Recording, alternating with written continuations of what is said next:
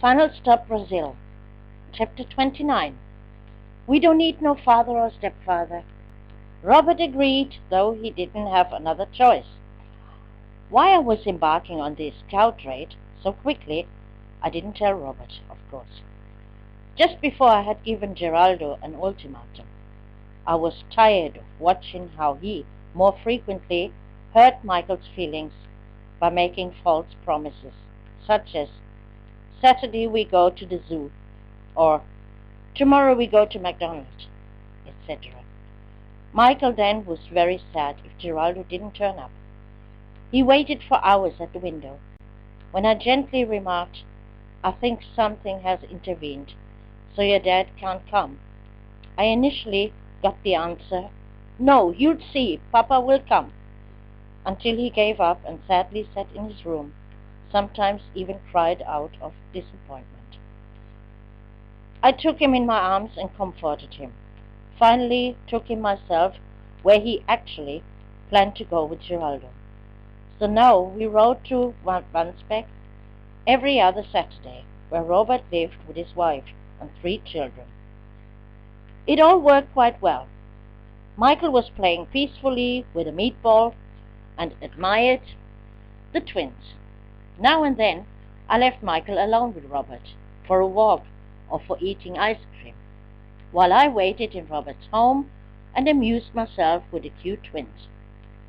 Then I finally explained to Michael that Robert was his real dad. For Michael it was just an abstract concept for someone who was easily replaceable.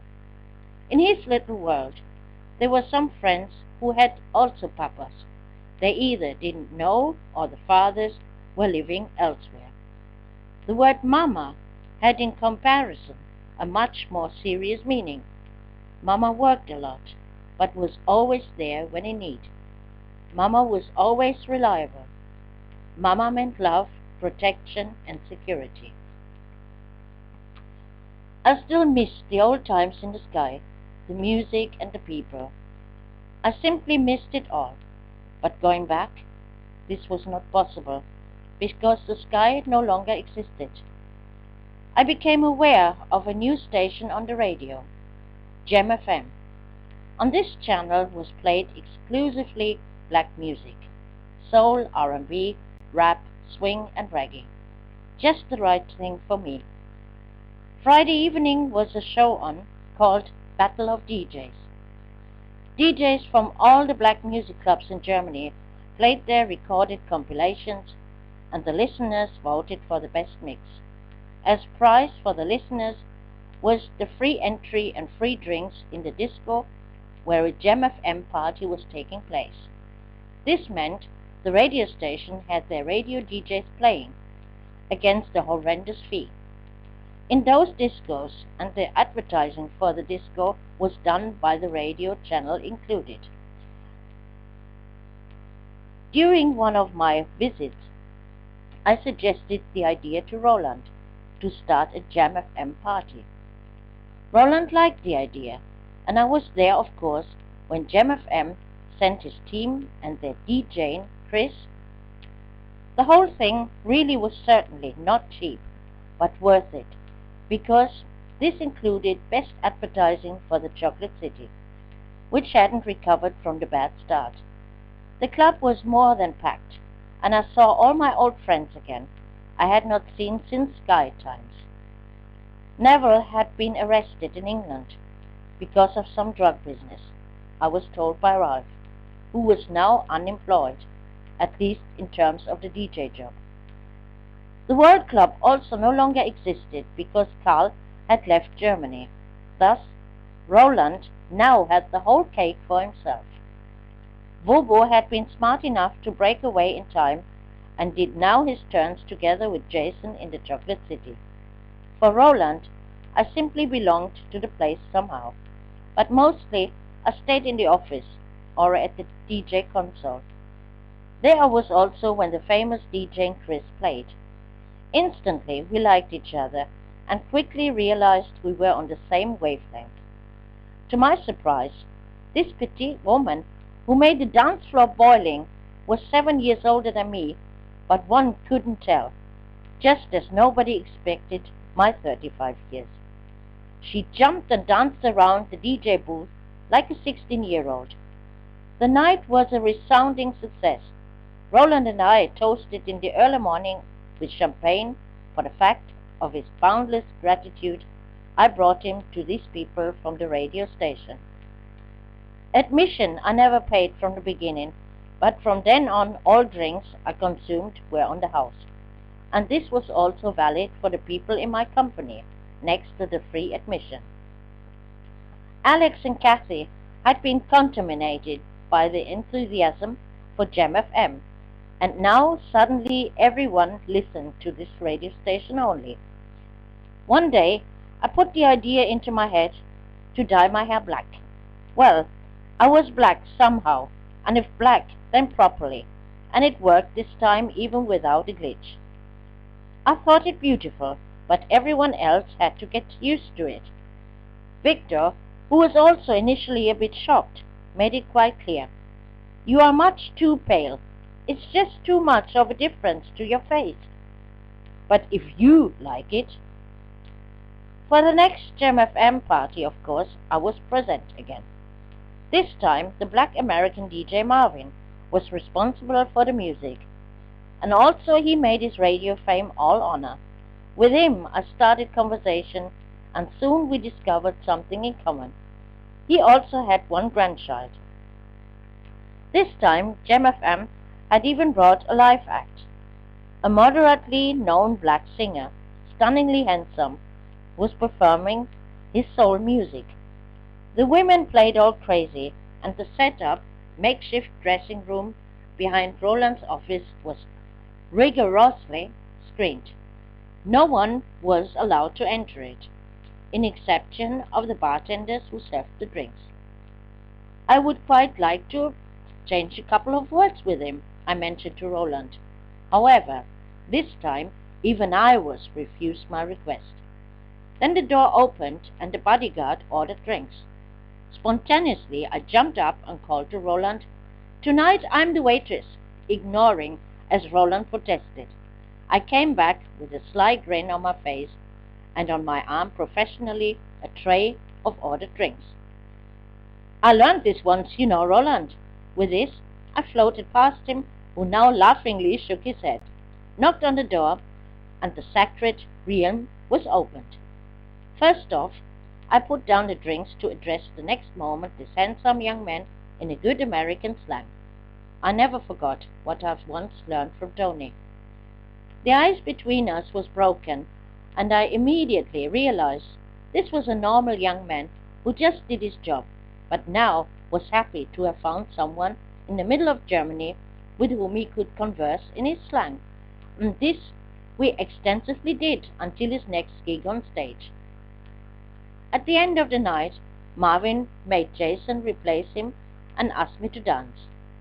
He looked around furtively on the dance floor and whispered to me then, "You know what I think? We are the only grandparents here on the dance floor." Still on the way home, I had to laugh about it. One late Friday night, I listened once again to my favorite show, Battle of DJs. This time, the winning prize was free admission to the party in a discotheque in Frankfurt, Sachsenhausen. But this I hardly took notice of. I liked one mix particularly well, so spontaneously picked up the phone and heard, as my call was answered on the phone, the same music as was played on the radio. Then a voice announced, "Gem FM, hello." I reported with name, phone number, and gave my tip. About an hour later, my phone rang, and already forgotten my call, I almost dropped off my couch, because the time of the call was quite uncommon, at 1 a.m. night time. "Hello?" I reported myself, hesitating. "Yes, hello, here's Gem FM. Rita, you called us and gave your tip, and you've won. Where are you from?" "From Hamburg." For a moment the line was silent. Then the moderator asked, "We were live on air?" "A little irritated." "Are you sure you want to take the prize? The party takes place in Frankfurt." Significantly, he hinted in Frankfurt, as if I was a bit hard on the uptake. A lightning, quick organizing took place in my brain.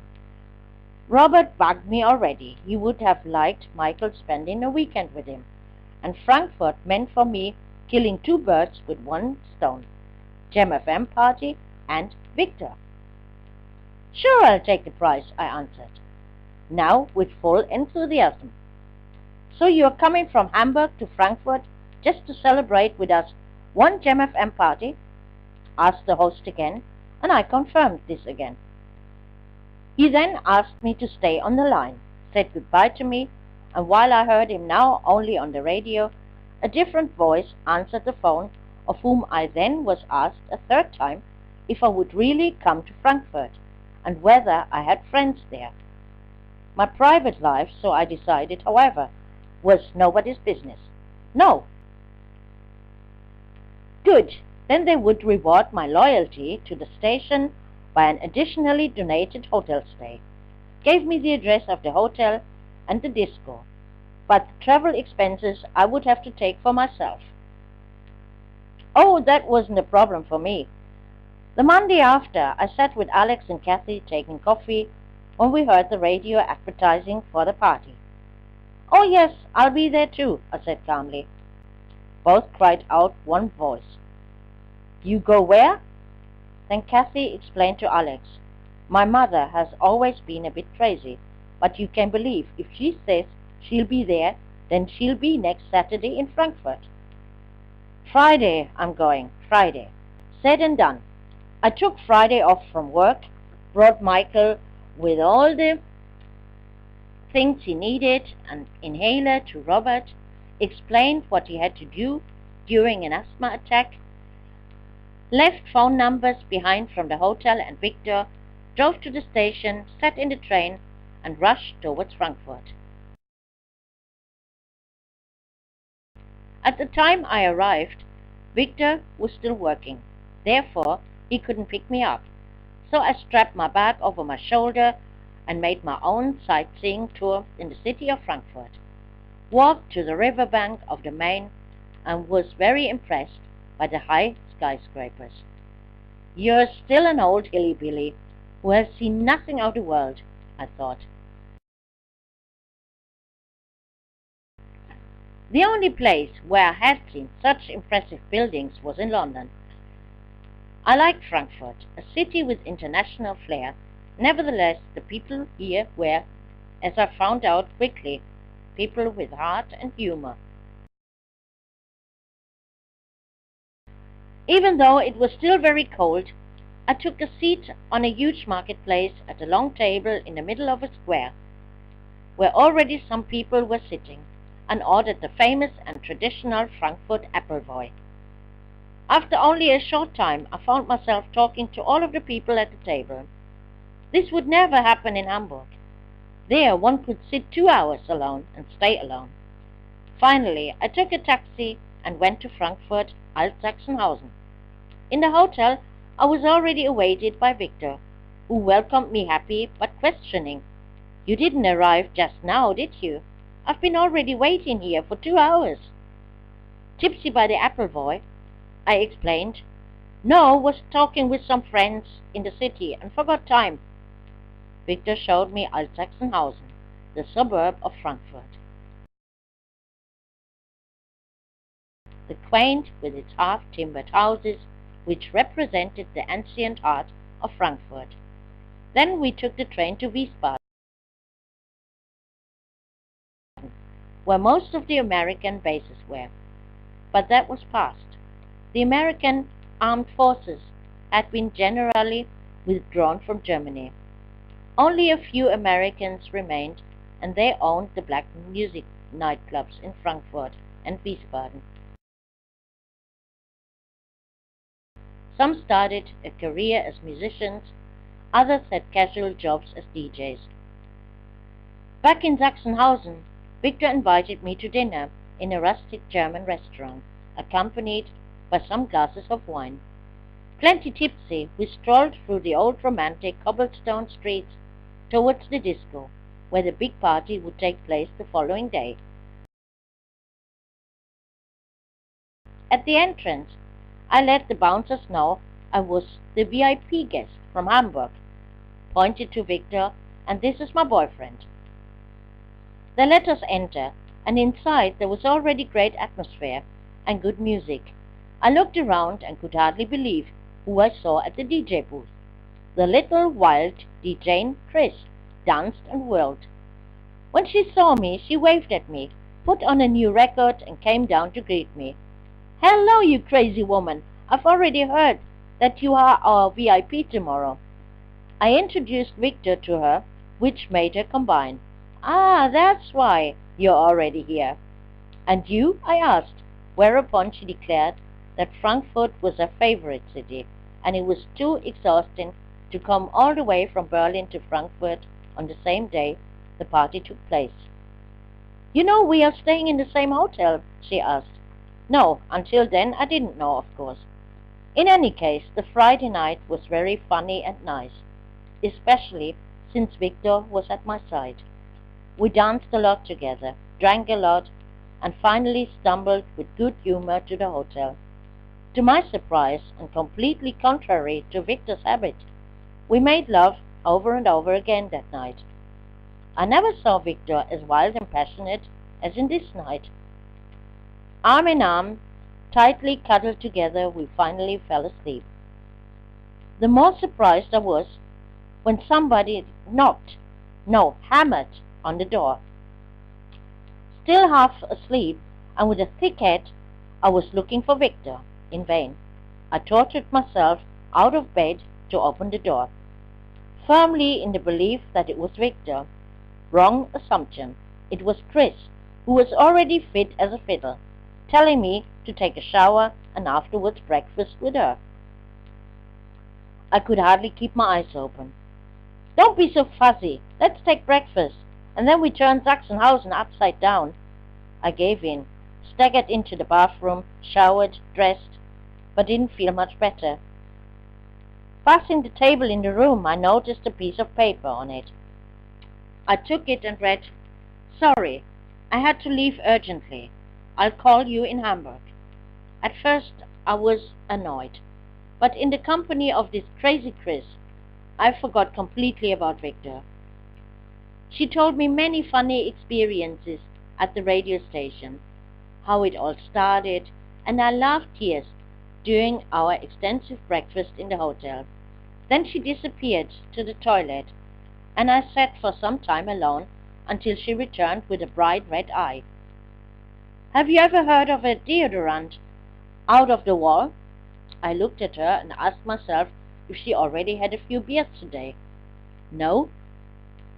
"There in the toilet is this thing, to press a button, but it is only for normal women in shoulder height.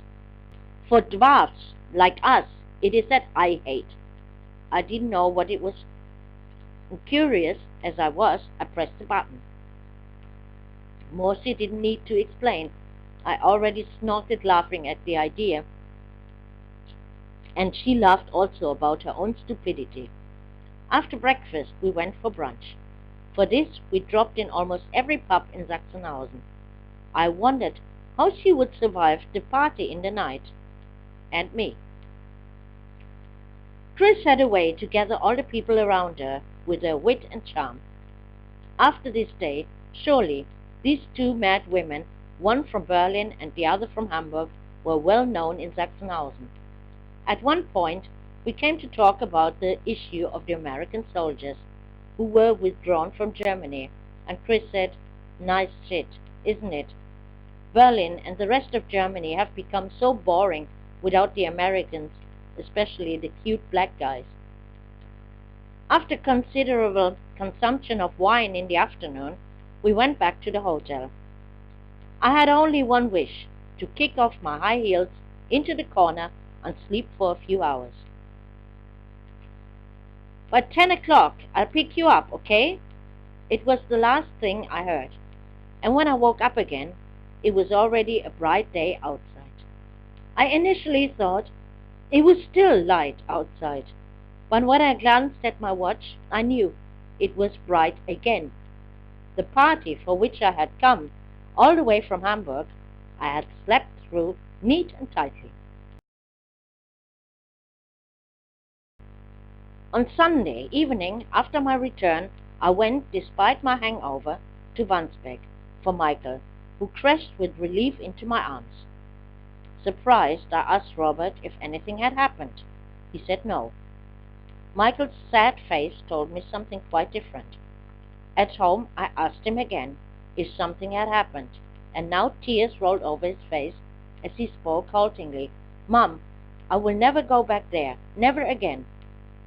I dug further, whereupon he reported he had been crying on the first night because he wanted to go home. Robert then had spanked his butt for it. I was shocked and angry at the same time. As long as Michael was in this world, I had never beaten him, and would never do so, and someone else, father or not, definitely had absolutely no right to do this to my son. "You don't have to, Michael. Don't worry," I consoled him, picked up the phone and called Robert to give him a terribly lot of shit. "We are not in Ghana. You don't have the slightest right to beat Michael. This you can do with all your other children, but not with mine. Michael doesn't want to go back to see you, and he also doesn't need to. You had your chance, and that was it." I hung up. My mood was gone, and so Victor caught me on the wrong foot. "What do you want?"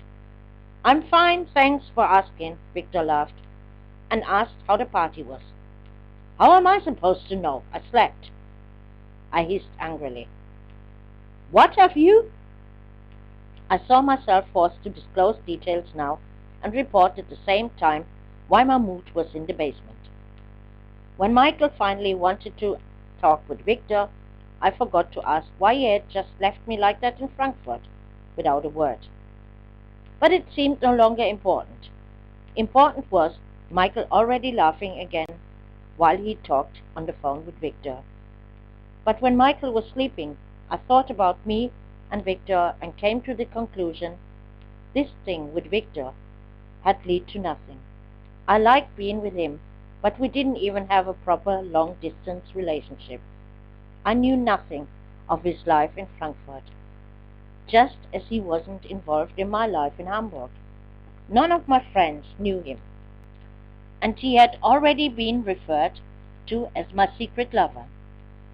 Victor was a lot younger than me. His studies still lay ahead of him. But I was feeling lonely all the many nights I spent alone, watching television when Michael was asleep. But did I really want a man around me and in my apartment every day? No, I didn't want it. Oh, I just didn't know what I really wanted. To get away from Germany, that I wanted. Maybe there was indeed somewhere in this world a man who would rescue me and Michael from this country here.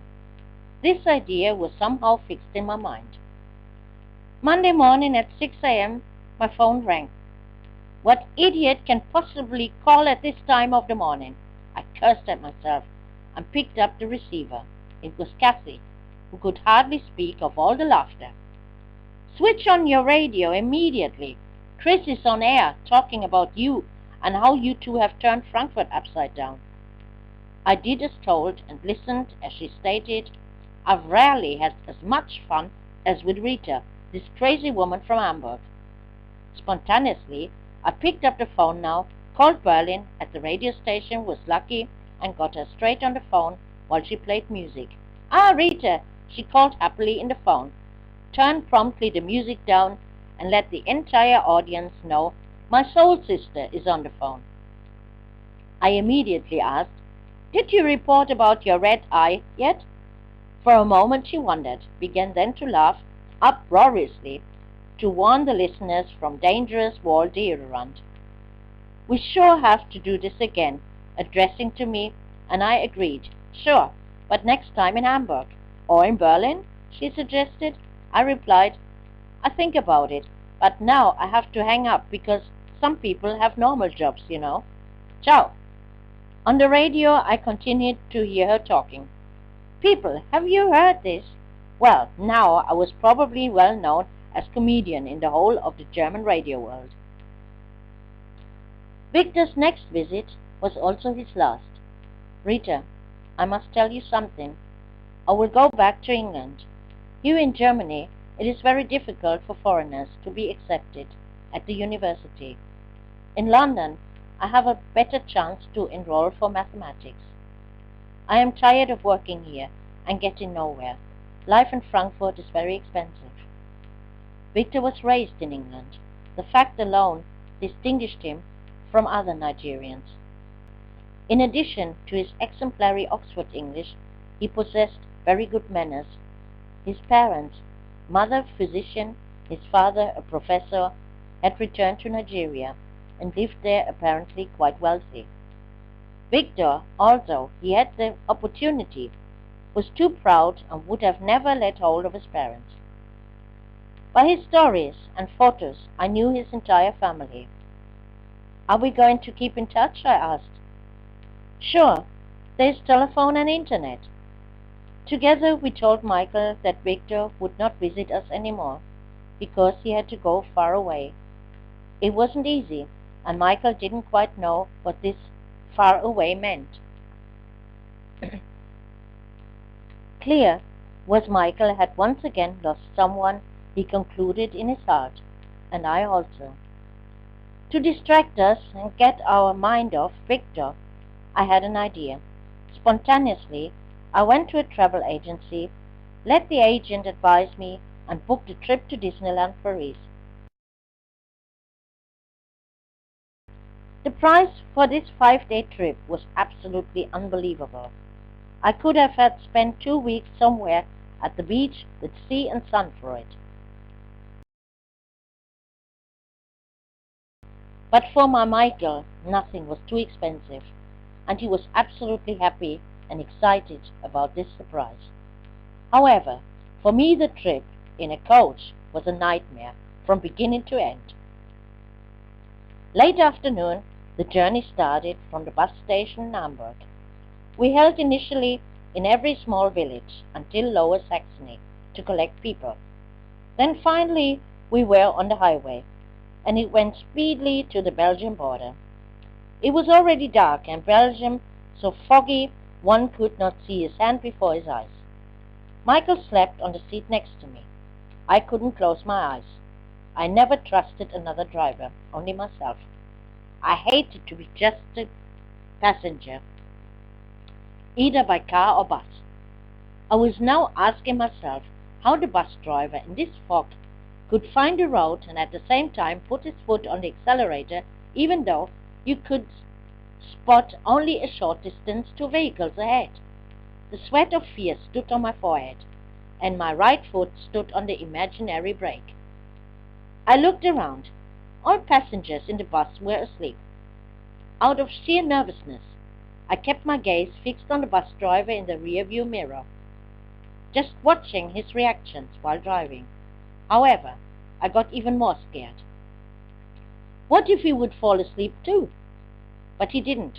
Instead, he threw a glance in the rearview mirror on the sleeping passengers. Only me he didn't seem to notice. Stuck his finger up his nose and began pleasurably drilling in it. Horrified, I stared at the mirror, wondering if I should call, "Both hands on the steering wheel," when our eyes met in the rearview mirror. He was noticeably embarrassed when he realized he was under observation. I didn't need to call anymore. When is this horror ride finally over? I asked myself, shaking my head. We were already in France, and the fog diminished now. I thanked God for it. Not long until we were in the middle of Paris and stopped at a dark bus station. All occupants got out. I remained seated because we hadn't arrived yet. But then it was a little odd to me. No one returned back on the bus, and the driver made no move to continue. "Don't you go to Disneyland?" "No, for me the journey is finished here." "Oh, great. That was already continuing very well here." The other passengers were long gone by now. Somehow, I must have had understood something wrong. I shook Michael, but if he slept, so I didn't just have to drag our luggage along, but also Michael. It was 4 a.m. in the morning, and inside the bus station only one counter open. I initially grabbed the suitcase trolley, tossed the suitcase and Michael on it, and headed for the counter. In English, I asked where I could buy bus tickets to Disneyland. The man initially looked more or less friendly, but then Michael woke up and asked in German, "Have we arrived yet?" Bam! That was it. One thing the French have in common with the Dutch: they hate the Germans. I looked now into a hostile face.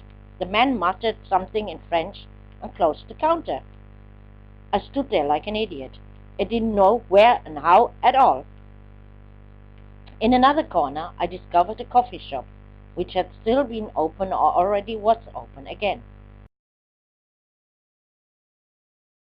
But before I went in this direction, I grumbled to Michael, "Do me a favor and keep your mouth shut from now on." This tone of me Michael wasn't accustomed to at all, felt offended by me and pulled a face.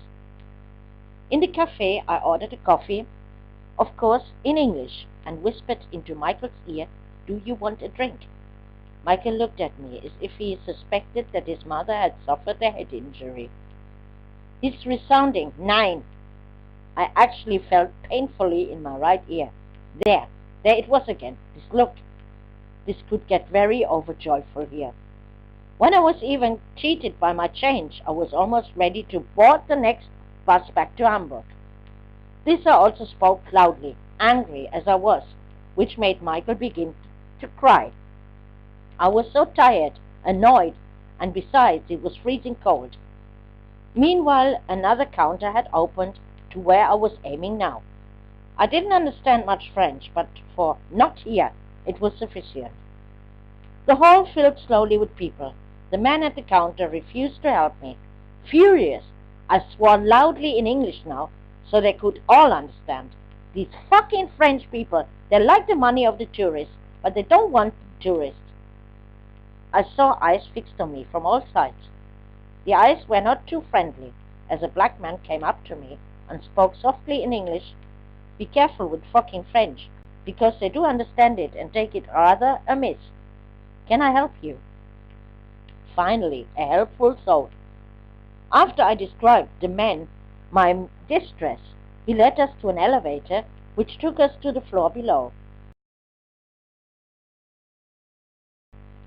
Here were more counters. The man asked in French for bus tickets, turned quickly to me and said, "You have 5 minutes for buying the tickets and sitting on the bus, because then it will leave from here." I quickly gave him the money. He bought the tickets without any problem, grabbed the trolley, and ran towards the elevator, and I ran after him. After being upstairs again, we searched the bus stop and found it. The bus had already closed the door.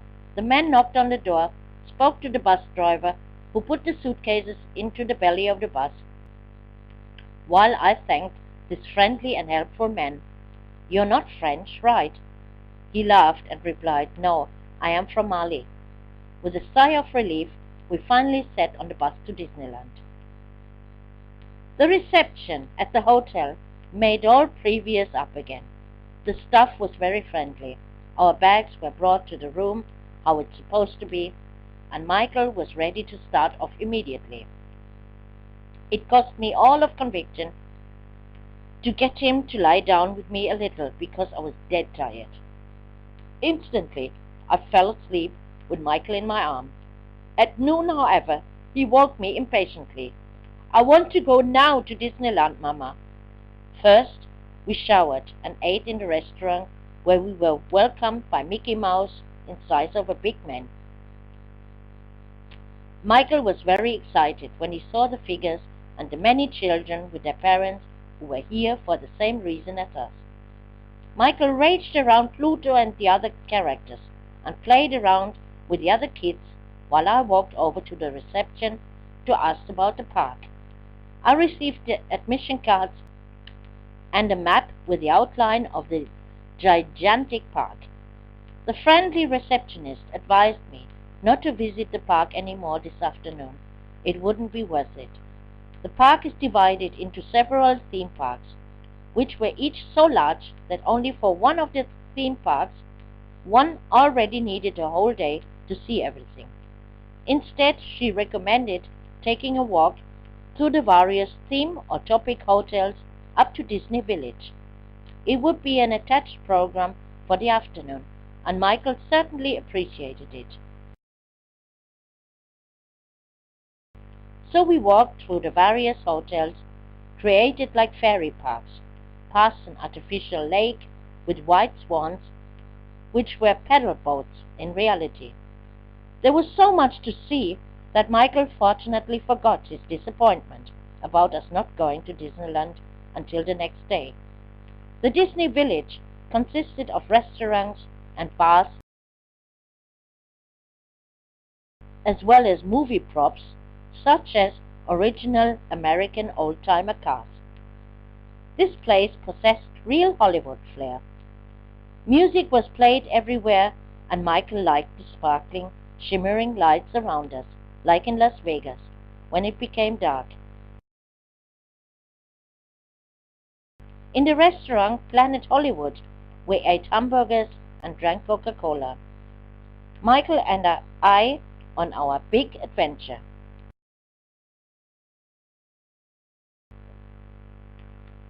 The first day at Disneyland was exciting for both of us. Michael admired the great fairy tale castle at the entrance and was fascinated by the Disney characters in human size and the fairies he all knew from the stories I read to him in the evenings. His eyes took a special glow when he saw the beautiful Snow White, and I had to laugh out loud when he told me with dreamy eyes, "Mom, I'm in love with Snow White." On the main street, with its pretty, colorful cottages, we could buy wafers and ice cream, and of course, there was no way I came past it. Then we entered the first theme park with a doll world. A fantastic miniature world with dolls, figures, amusement park rides. It was so much to see, touch, play, and drive through. In the evening, we fell exhausted into our hotel bed. But we talked a long time this night about this exciting day, so Michael could process all of what he experienced. The second day was also full of surprises for us. Shows, variety, and Hollywood on ice, as well as an Indian village, a western town with a real prison, where I put Michael in a cell and photographed him inside. In general, I made many photos. The rides in this part, we prefer to leave them for the bigger children and adults. For the third day of our stay, I had, however, quite different plans. We took a coach, whereupon Michael cried out in horror, "Are we already going home again?" "No, we go to Paris." It was a glorious day. As we visited Notre Dame, sailed across the Seine with a boat, and had a marvelous view from the river to the beauty of the city.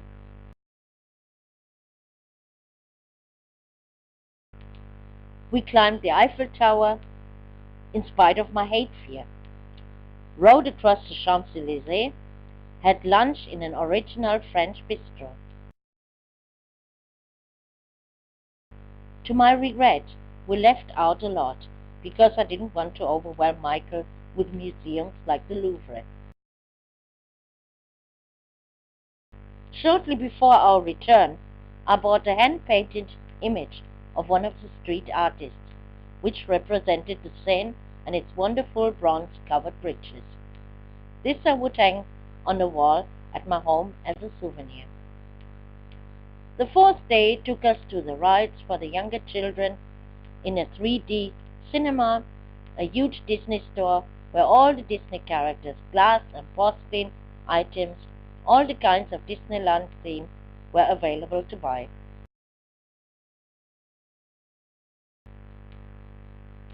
We climbed a space simulator, admired the stars in the planetarium, and a lot more.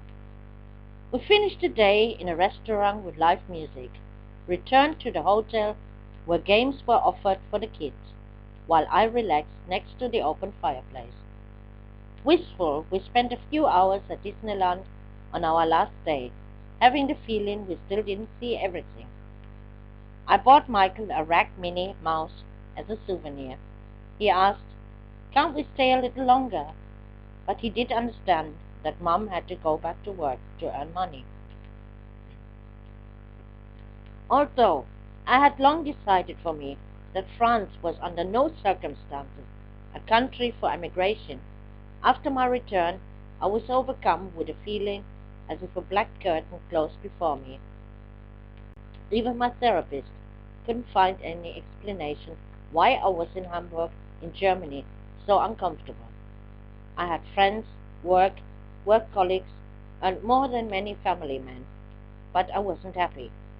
My therapist came to the conclusion I simply didn't fit in his typical German scheme, because he had long realized by our talks there was a fire burning inside me and a temperament similar to the Africans, Southern Europeans, Latinos, and this fire only woke in the company of these people.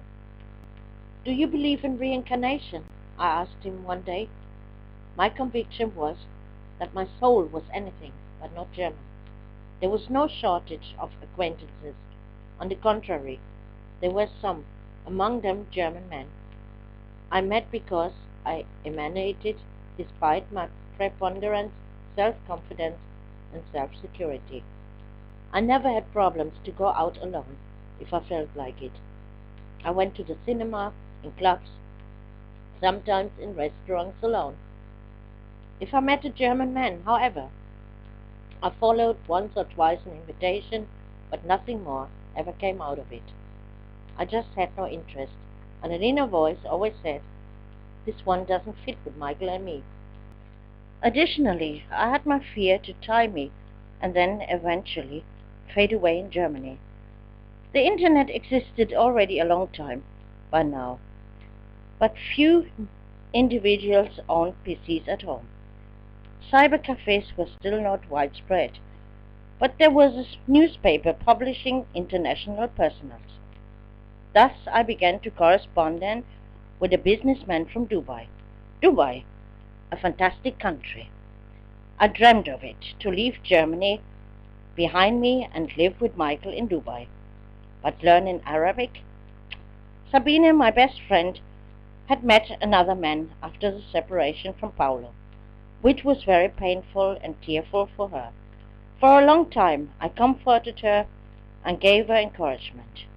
Her new boyfriend was German, and Sabine was completely carried away.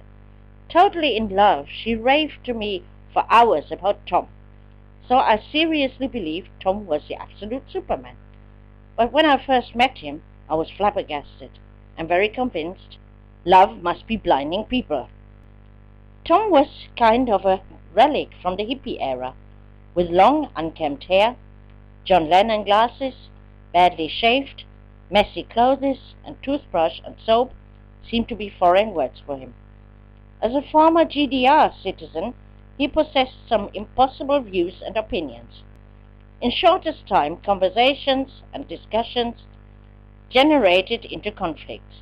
Tom was opinionated and would not consider other than his own. Sabine stayed my friend, but the contacts were now limited to more telephone calls. The personal visits were significantly less. Terrifying for me was that Sabine was increasingly changing under the influence of Tom. She increased weight, the interest in journeys she lost even though we had many common plans: Cuba, Dominican Republic, Jamaica. Instead, she preferred sitting at home now and let Tom cook for her. In this, he was real good. I had to give him that. She no longer took special care of herself, and instead of going out to dance salsa, I had learned of her. She now heard rock music with Tom. No man in the world would create this change in me. I was myself with all my quirks, and this would not change. Either one liked me how I was or left it, but I would not bend myself. In my company, I was facing a new challenge. The colleagues who was in charge of the entire purchasing and logistics fell out for months due to illness. No one in our company would take over this extensive and stressful task, so it remained with me. For me, however, it was much more interesting than the sale, but also exhausting, and I was constantly under time pressure. The orders for breweries, mineral water sources, and producers of soft drinks and juices had to be made by phone early in the morning to enter them into our system at a particular time, so new orders and driver tours could be printed out and planned. I printed out the delivery notes and sent all the paperwork with the drivers on their tours. Shipping costs I had to calculate since our company had not enough trucks and drivers at disposition. Custom documents for foreign countries I created, accepted incoming goods, and controlled inbound delivery with orders. I compared quantities with the stockmaster, gave some stock statements. Missing goods had to be reported immediately, and. My day passed in this department as if it was only 1 hour, but my bosses were more than happy, for my error statistics were much lower than the ones of the sick colleague. From this time on, I was told, if you handle this department, you can handle everything else. And I substituted all of the cases of sickness in every other department. I never knew one day where I would sit the next, or in which department. With Michael, I practiced cycling. He felt now too old for the additional wheels, and so I mounted them off, and within a short time he rode off like a big man. Full of pride, I looked after him. All the freedom of his childhood he should enjoy, not like me in my childhood. And he did actually.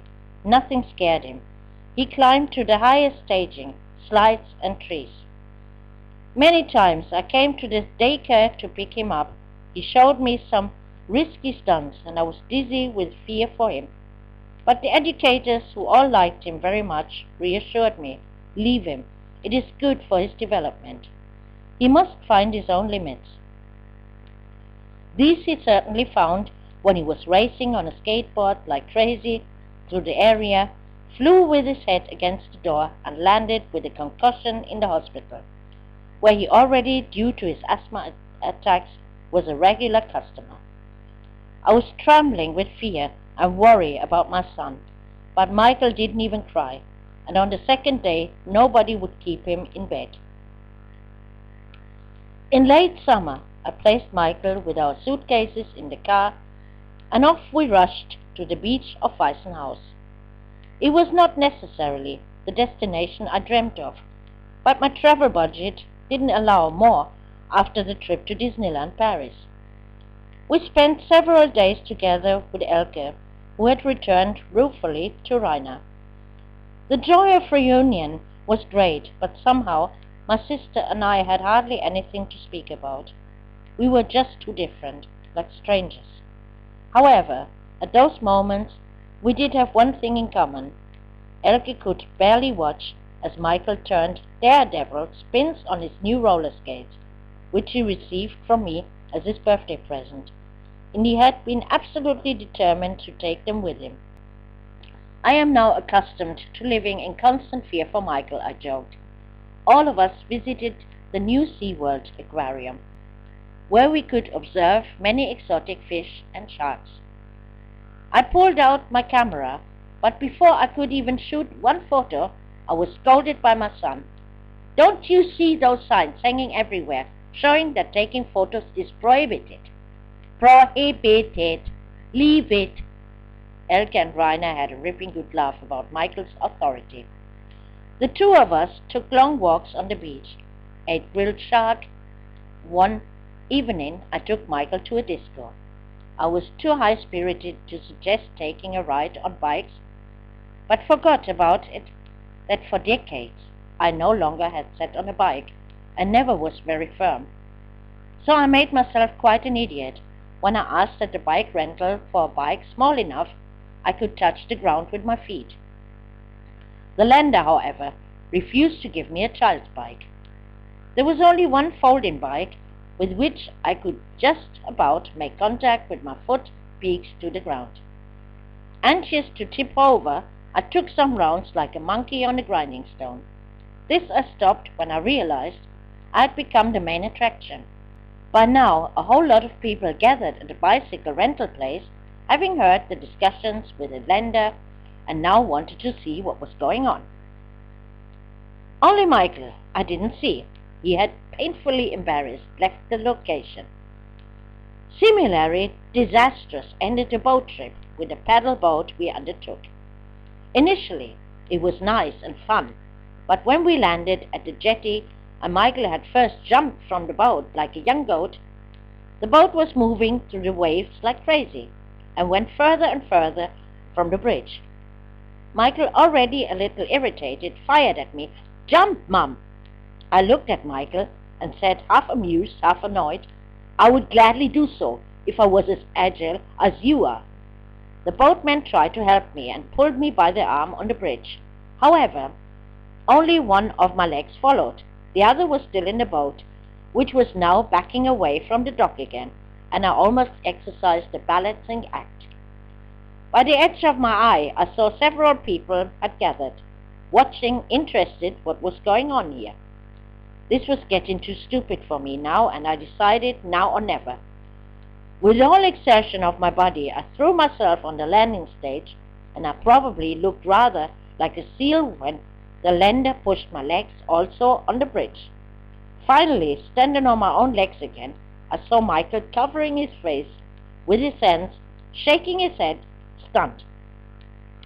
When it came to swimming, however, nobody could get on top of me, and I practiced with Michael every day in the hotel swimming pool. He wanted to learn swimming, and I taught him with a lot of patience.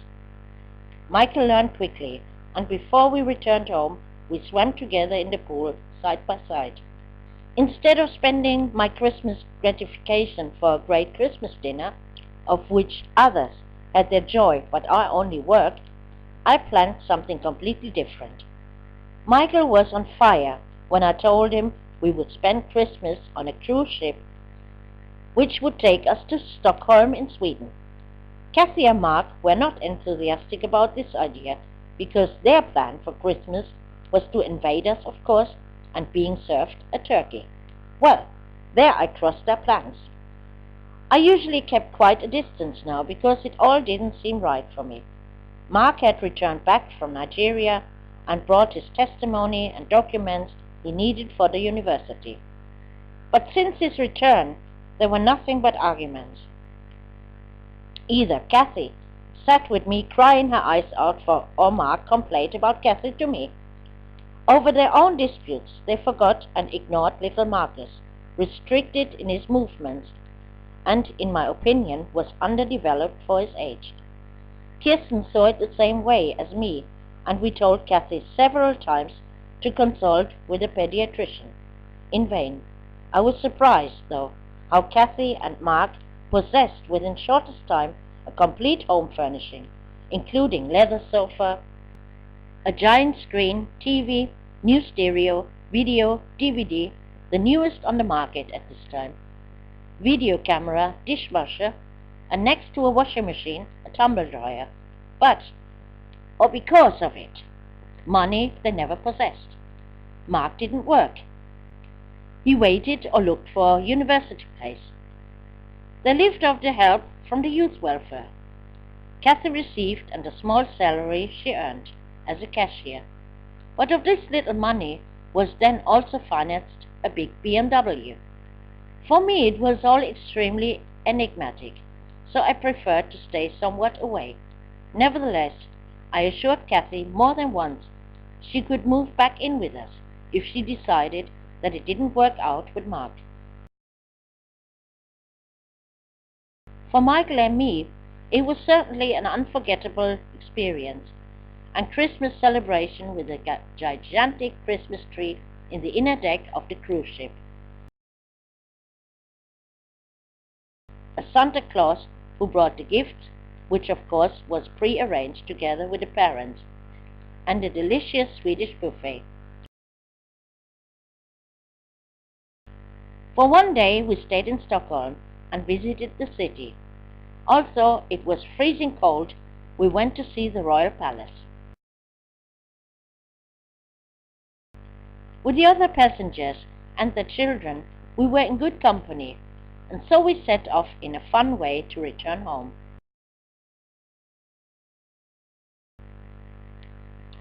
Mine and Kathy's birthday we did spend together with her family annex, but I was glad to be alone again in the evening, even though I felt very lonely this day. Victor still kept contact with us, and he called me to congratulate me. Due to the distance, our relationship, if it ever had been one, had cooled down to pure friendship. My friends changed their lives. Everyone had their partner, and I was alone with my 36 years. My visits to Alex became rarer because it irritated me how much she pampered her daughter. If we talked, it was not possible to bring even one sentence to the end without this spoiled girl having to interfere and giving her opinion. Besides, Michael, since grown and older now, didn't like Adiza either and was bored or annoyed by her. Admittedly, I also spoiled Michael, but nevertheless, I was always consistent and brought him up to a disciplined person. Never, absolutely never, he touched things that didn't concern him. If I spoke with somebody, he learned very early he had not to interrupt conversation when adults were talking, unless it was urgent. If somebody visited, I never had any problems with Michael. Never was he jealous. Alex, my old friend from Sky, had now entered a stable relationship with a Turkish man and lived simply too far from me. The rest of the gang was otherwise not much seen or heard of, unless I went to the Chocolate City, which it pleased me less and less. Ami was also deeply in love with his new girlfriend, but when I met her, I had a very bad feeling in the matter. "This is the woman I'm going to marry," Amir raved. I answered, "Easy, Amir, take it slow." Otherwise, I said nothing. Meanwhile, Michael found a new friend in the daycare, Daryl, from Costa Rica. Daryl's skin color was very dark, and there were children calling him nigger or Moor. This was the first time that Michael showed himself violent. He liked Daryl very much, this quiet and shy boy, and realized that Daryl was not defending himself. Summarily, Michael took it in his hands and beat the children who abused his friend. Michael knew I loathed violence and blows. Once more, I made this very clear to him when I was informed by the educators, who were also very surprised with his behavior. They didn't know of Michael. Until then, he was always peaceful and treated younger children very lovingly. "But they can't say such words," he defended himself, as I explained to him. "You and Daryl, you both have to learn to ignore it. Simply don't pay attention. Spanking is just as stupid and certainly no solution." In the daycare center, he didn't beat anyone anymore, but now both of them together played the strong and big boys, intimidating the other children. I soon met Rosa, Daryl's mother, who was married to Jens, a German. They lived not far from their daycare, so Rosa invited me to her house. Thus began a new friendship between me and Rosa, who gave me the impression I was much more connected with her than with my other friends. Of Rosa, I learned she was very bored with Jens, who sat for hours on the computer instead taking care of his wife. He never had the idea to take his spirited wife for dancing or invite her to a restaurant. I understood only too well Jens was a typical German. Slipper cinema, and that was it. Sex in just one particular day of the week. The main course was to show off an exotic wife. Since they've nothing much in their brains and don't have their own will. Just the way many German men think, who look for Asian and African women, or in this case, women from Latin America. because German women are too emancipated for them. But then the evil awakening comes when the women fight back or go their own way, namely making claims and showing their claws. Rosa pulled me with her in her temperament, and we began to go out together in discos or bars. We cooked together some Caribbean recipes. So there were many things I learned from her. She baked bread with coconut milk for me and gave me many useful tips. Jens was very happy about the fact that his disaffected wife finally found company, and Michael was happy that his and Daryl's mother became friends, and we did a lot of things together. Daryl often stayed overnight with us, which I absolutely didn't mind. The opposite was the case. I liked this lovely, quiet boy. Michael, though, resisted mostly spending the night with friends. If he did, he avoided to eat there. He liked eating only at home. Secretly, however, I was convinced Michael could feel how lonely I was, and didn't want to leave me alone for this reason. Jens was planning to go to Kiel to visit his parents, and suggested we all should go together for the Kiel week, which took place at the time. His decision resulted from the protests of Rosa before. Alone, I can't stand these Philistines. Either Rita and Michael come with us or I stay at home. So we spent the weekend together in the house of Rosa's parents-in-law, while Rosa was pretending, to my amusement, the tame daughter-in-law. Rosa, this is absolutely not you, I laughed. We still managed to shock the in-laws when we too returned quite drunk from the international market. Rosa often spoke of it, that I absolutely had to come with her to Costa Rica. Only this year they would not fly. But Michael and I flew, not to Costa Rica, but to Ibiza. My pay increases in this year had made it possible to take account of my craziness in travel. For several months now, I was in a Spanish course, and so for me only a Spanish holiday destination came into question. In the travel agency, I took advice. Mallorca was offered to me as a cheap and friendly place. Too many Germans, I refused, categorically, but it sure could be a Balearic island. After studying some travel brochures, I decided for Ibiza, where sun was guaranteed. Michael was stunned with surprise when I told him he would now make the first trip of his life on an airplane.